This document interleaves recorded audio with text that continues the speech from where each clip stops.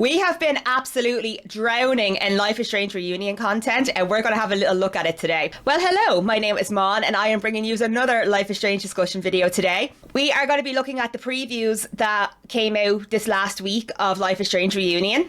A number of content creators were invited by Square Enix to play a demo of Life is Strange reunion, and last week they were allowed to share their footage online. So we got a sneak peek of the scene where Max and Chloe reunite. Boy, there was a lot to unpack in it. Oh my goodness. So we're not going to do a watch along like I normally do on this channel, but what I am going to do is I'm going to point out a few things I took note of when I watched the preview. So going in order of my notes, one of the major things that we learned is that Life is Strange reunion actually takes place on Max's birthday. There's a birthday card to Max from her parents, and Chloe notes it as well when she looks at the calendar. Now, a lot of people were upset saying that Chloe forgot Max's birthday, and I want to play devil's advocate here for a second. I don't think she necessarily forgot her birthday completely. When she picked up the calendar, she says, "Oh, it's Saturday, it's Max's birthday." So I don't necessarily think she forgot Max's birthday. I just think she didn't realise what day she got there on. We'll see when we get the full game, but I don't think it's worth getting upset over now. Chloe returns in the middle of that 3-day period between Max rewinding and the fire. We know this because when Max is lighting the fireplace for Chloe, she says, "I'm very anti-fire right now." And we also hear her say to Chloe later, "The whole campus is going to be on fire tomorrow if I don't do something." So I'm curious how that plays out. How did Chloe arrive now, not before when Max saw the fire the first time? I'm still a bit puzzled by that, but still, we're only 4 weeks out. We're going to find out soon. Some of my myths got busted in this next part because we found out as well Chloe was saving Max from the demolition at the Abraxas house. So that scene where her and Loretta escaping the basement, Chloe and Max reunite right after that. I'm going to touch on this more later, but the two biggest suspicions for the fire is an arson or a protest getting out of hand. I'm going to talk more on that later, but I do want to take this opportunity to point out something that I love talking about on this channel, which is visual manipulation. I think that scene with Max and Chloe reuniting is going to be a lot more dramatic in the final build of the game. I had already theorised that they reunited the night of the fire, but I was wrong because it's actually the day before the fire they meet. So in this new preview, you hear loads of sirens in the background, we see the flashing lights, but I think when we get the final version of the game, there's going to be more added into it. There's going to be like more people running around the background, more audio, like it's going to be more of a chaotic scene, and potentially it'll be like one of those scenes where it's dramatic all around us, but everything just drowns out because of what's happening with Max and Chloe. I think there's a lot more to that scene that they removed for the sake of the demo and the trailer. So going back to the point I make in every single Life is Strange video, we definitely are not seeing what we are getting. Like, there's going to be stuff that's changed for sure, but I think the whole scenario around Max and Chloe reuniting is going to be a bit more dramatic, like not between them necessarily, but the scenery around them. I think there might be more protesters in the background, you might hear more shouting, instead of just the sirens that we hear in the demo. Another thing I noticed that's very interesting is that Diamond is completely MIA for this game. When you open Max's phone, you see text to Diamond. It's like, "Hey, how's your traveling going? Hey, just checking in to say hello. Hey, I'm a little worried about you." And then pretty much straightforward, "Hey, there's weird things going on. I'm very worried about you." And there's no response from her whatsoever. Max is concerned for her, and there's absolutely silence from Diamond. That is very interesting. Like, she's definitely hiding, but the question is now, is she hiding out of fear or is she hiding for more malicious intent? The last time you did see her, she was talking to Safi, and it was highly hinted that she had powers. So this opens up a whole new book of questions, like what is happening with Diamond? Does she indeed have powers? Why is she hiding? Where is she? So I do think Diamond is going to be a really big key part to this game, and possibly the fire too. Another little thing I noticed, and I absolutely love this, is that when you take out Chloe's car keys out of her bag, there is a Porter Lobos keychain on it. And all the Life is Strange fans know that Porter Lobos is where Sean and Daniel's dad is from in Life is Strange 2. And it's also their destination they're trying to get to throughout the events of Life is Strange 2. And then also, depending on the endings you get, it's where one or both of them end up. So I thought that was really cool. A lot of people are saying, "Oh, it's just fan service, blah, blah, blah." But I like it because, you know, it's just a little nod to connect the universes, you know? That's the one thing that's so special about Life is Strange to me, is that it's so many stories all in this one world. All the characters exist elsewhere. So it was just a little tie that pulls us back to Life is Strange. A little bit of a tether effect, you know, and I just loved it. I was so happy to see it. But one thing I did notice when I was watching the preview, it only appears in certain playthroughs. Now, I don't know what the circumstances is yet, but I noticed some people playing the preview had the keychain, other people didn't. So I'm kind of like, who? Potentially in the Sacrifice Arcadia Bay ending, she'll have the keychain, which is a detail I thought was very interesting. But I don't know what way the demos worked in terms of choices, but some playthroughs had the keychain, other places didn't. So yeah, I just really like that detail. Depending on your choices, you'll get a little Life is Strange 2 nods. The next point I have in my notes is that Max had a photo of a girl with Safi ? Written underneath it. So my instant thought was like, does Safi dramatically change her appearance at some point? But it was actually confirmed later that girl was Safi, but she had shapeshifted. So Safi is known to Chloe as Lighthouse Girl because she was seeing Safi in her visions prior to going to see Max. So very interesting crossover there, Safi and the lighthouse from Life is Strange 1.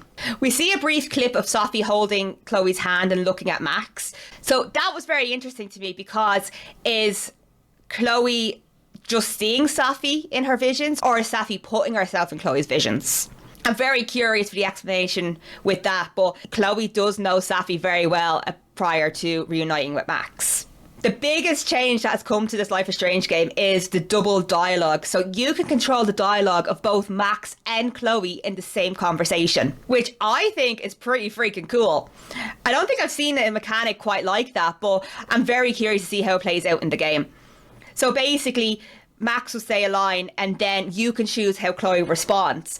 And I don't know how I feel about, you know, controlling the narrative of both girls at once, but at the same time, I'm very curious and eager to try it out.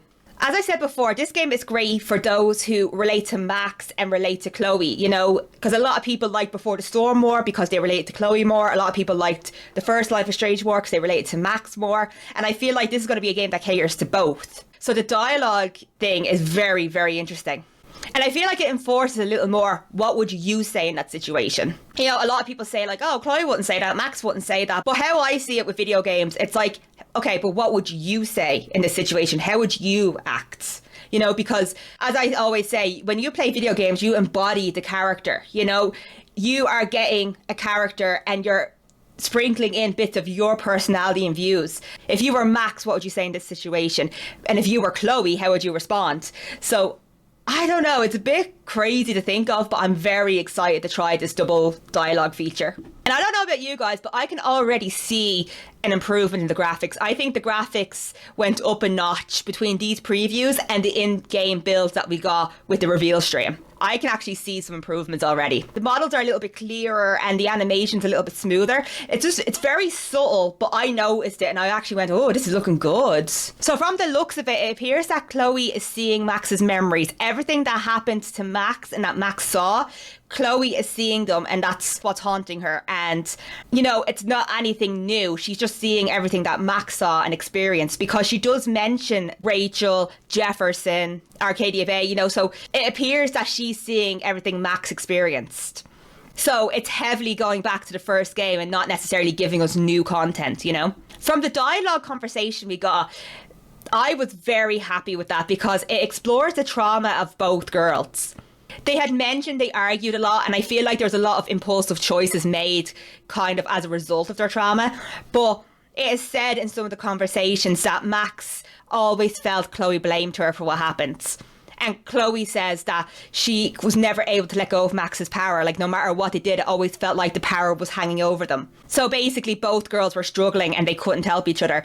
And I really like this. I really hope we delve into it further because, as I always say, they were never going to have a happily ever after relationship after the events of Arcadia Bay. They were going to have a rough relationship. They were going to have their ups and downs. They were going to have their traumas, and they were both going to act out in their own ways as a result of that.